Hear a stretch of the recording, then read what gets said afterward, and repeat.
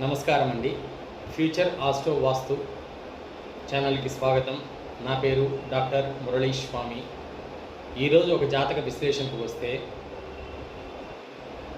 ఏదైనా ఒక జాతకంలో కొంతమందిని చూస్తే సామాన్యంగా వ్యాపారం అనేది నడుస్తూ ఉంటుంది.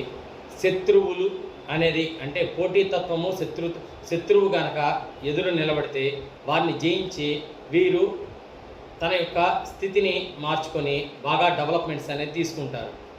ఇది ఎవరికి అప్లై అవుతుంది అంటే, లగ్నానికి ద్వితీయాధిపతి 6వ స్థానంలో కనుక ఉంటే, అంటే సెకండ్ లార్డ్ ఇన్ 6th పొజిషన్లో కనుక ఉంటే, వీరు శత్రువులు వచ్చిన తర్వాతనే వీరు బాగా వ్యాపారం రాణించి కోటీశ్వరులు అవుతారు. కాబట్టి శత్రువు ఉన్నా కూడా జయించి గెలవడం అనేది మాత్రం ఇటువంటి జాతకాల్లో మనం చూడొచ్చు.